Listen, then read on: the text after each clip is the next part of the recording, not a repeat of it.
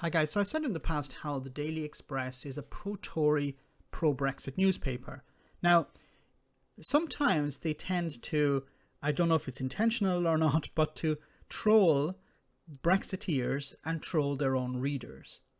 Now, if we look at this headline, it says, "Meddling Adonis enhances Remainers with plot to tie UK closer to EU." So you can see here, even with the language, meddling Adonis, enhancing Remainers, and there's a plot here, not something behind the scenes to tie the UK closer to EU. You know, we've left, we should be proud of that, we should be happy, but people are trying to meddle with all of this. So this is what we're talking about here is an exchange that took place between Lord Adonis, who's a Remainer, and Lord Frost, who is now the cabinet minister responsible for Brexit. So let's hear what they had to say first. The Trade and Cooperation Agreement provides for 100% tariff-free and quota-free access to each other's markets for the UK and the EU, the first trade agreement in the world to do so. A unique combination of factors made it inevitable that we would see a reduction in trade with the EU in January, and we should use caution in drawing any conclusions from the initial figures released on the 12th of March. Now, he's trying to blame COVID on this, but Brexiteers said that as soon as the UK left the EU, companies and countries would be queuing up to sign trade deals and to trade in general with the UK. And they also said that any loss in trade with the EU would be replaced with trade with the United States or Japan or other countries around the world. But that's obviously not the case. Lord Adonis. My Lords, I thank the Minister for that answer. We are, of course, where we are. But I'm sure he would agree we have a particular problem at the moment with the export of animals, meat and shellfish, where exports are down by between 56 and 83%.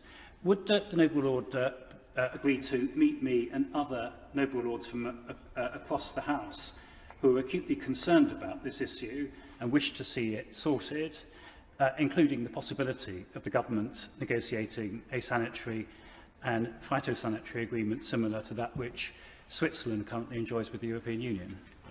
Actually, I don't see that happening because it would be extremely embarrassing for both Lord Frost and Boris Johnson. Because we have to remember that the ink is still drying on the trade deal that they signed with the European Union. And it would be extremely embarrassing to go and ask the EU for another deal. Because remember, they sold this one as an oven-ready deal. They sold it as the deal of a lifetime.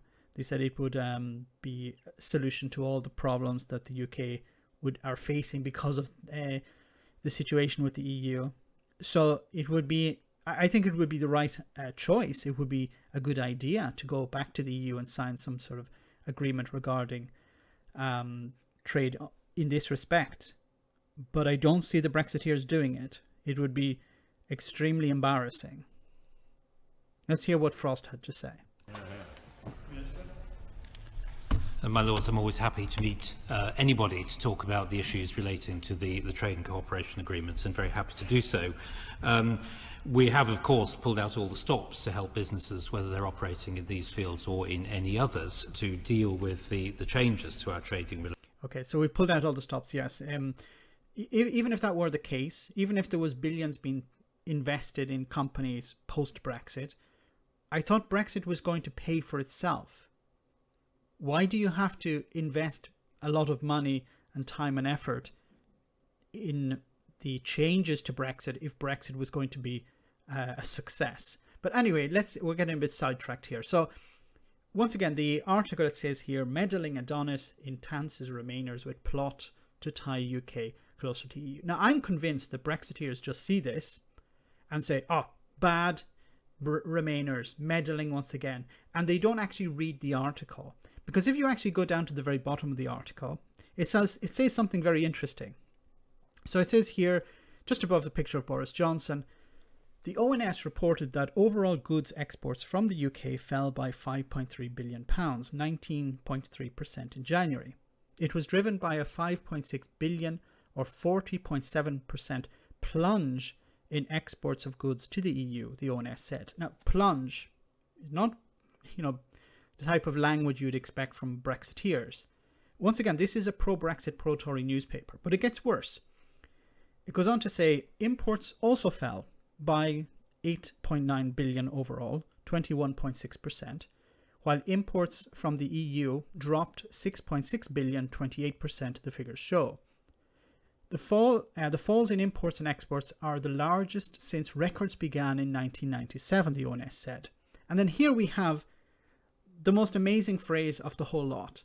And I'm frankly surprised why somebody who's writing for a pro-Brexit, pro-Tory newspaper would actually include this. It's not actually necessary to include it, but they decided to include it anyway. A 200 million, 1.7% increase in non-EU exports failed to make up for the decline within the bloc. So you have, once again, my mind is blown here. The Daily Express, pro-Tory, pro-Brexit, and they have numerous articles. I'm not going to link it, but you can find them yourself. Almost on a daily, but almost every day, numerous articles about how the EU is collapsing, how the EU is treating the UK badly, how Brexit is a success, how the UK is doing so much better because of Brexit. And you have here at the very bottom of the article a 200 million, 1.7% increase in non-EU exports failed to make up for the decline within the bloc. So I think this is trolling Brexiteers. I think this is trolling the readers. Or maybe it's not, because they don't actually expect their readers to go down deep into the article. They actually just rely on them looking at the headline, liking the headline, and sharing the article. Let me know in the comment section, guys, what you think. As always, your comments are greatly appreciated. Thanks a lot. I want to say a big thank you to all of my patrons. You ensure that this channel continues to exist. I'm eternally grateful for all of your support. If you join Patreon, you will receive instant access to our Discord server, where we have both audio and video chats. You can chat with me and other patrons, where we discuss important and non-important issues. Becoming a patron per month costs about the same as a large coffee, so why not check it out?